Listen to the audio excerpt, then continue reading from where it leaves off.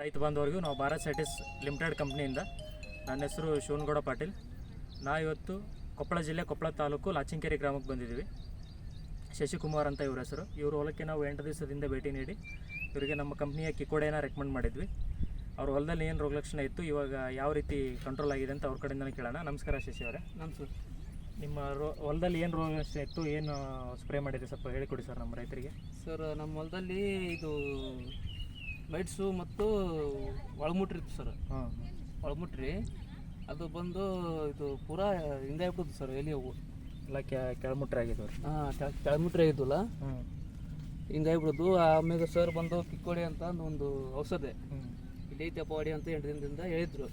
ಹೇಳಿದ್ರಲ್ಲ, ನಾವು ತೊಗೊಂಬಂದು ಕಿರಣಾದ್ರದ ಹೋಗಿ ತೊಗೊಂಬಂದು ಸ್ಪ್ರೇ ಮಾಡಿದ್ವಿ ಸರ್. ಸ್ಪ್ರೇ ಮಾಡಿ 60 ದಿನ ಆಯ್ತು. ಇಲ್ಲಿಗೆ 60 ದಿನ ಆಗಿದ ಮೇಲೆ ರಿಸಲ್ಟ್ ಅಂದ್ರೆ ಪಕ್ಕ ಬಂತು. ರಿಸಲ್ಟ್ ಪಕ್ಕ ಬಂದೈತೆ. ಹೌದು. ನೀವು ಬೇರೆ ರೈತರಿಗೆ ರೆಕಮೆಂಡ್ ಮಾಡ್ತೀರಾ? ಮಾಡ್ರಿ ಸರ್. ತೋರಿಸ್ತೀರಾ ಯಾವ ಕಡೆ ಯಾವ ರೀತಿ ಕಂಟ್ರೋಲ್ ಆಗೈತೆ ಅಂತೇಳಿ? ಕಂಟ್ರೋಲ್ ಆಯ್ತು ಸರ್. ನೋಡಿರಿ, ಎಲ್ಲ ಚೆನ್ನಾಗಿ ಬಂದವ್ರಿ. ಎಲ್ಲ ಚೆನ್ನಾಗಿ ಬಂದವು ಸರ್. ಎಷ್ಟು ಎಕರೆ ಐತೆ ಸರ್ ಇದು? ಇದು 1 ಎಕರೆ ಐತೆ ಸರ್.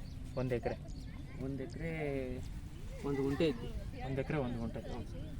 ರೈತರೇ, ನೀವು ಗಮನಿಸ್ಬೋದು, ಈ ಕಿಕ್ಕೋಡೆ ಔಷಧ ಇವ್ರದ್ದು 1.5 ಎಕರೆಗೆ ಇದನ್ನು ಎಕರೆಗೆ 350 ml ಬಳಸ್ಬೇಕು.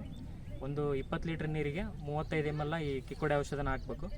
ಇದು ವ್ಯವಸ್ಥಿತವಾಗಿ ಕೆಲಸ ಮಾಡುತ್ತೆ. ಸಿಸ್ಟಮಿಕ್ ಹಾಗೂ ಟ್ರಾನ್ಸ್ಲಮಿನರ್ ಆ್ಯಕ್ಷನ್ ಹೊಂದಿದೆ. ಟ್ರಾನ್ಸ್ಲಮಿನರ್ ಅಂದರೆ ನೀವೇನು ಔಷಧನ ಎಲೆ ಮೇಲೆ ಸ್ಪ್ರೇ ಮಾಡ್ತೀರ, ಎಲೆಯ ಮೇಲ್ಭಾಗದಿಂದ ಎಲೆಯ ಕೆಳ ಮೇಲ್ಭಾಗದವರೆಗೆ ಈ ಔಷಧ ಆವರಿಸ್ತದೆ.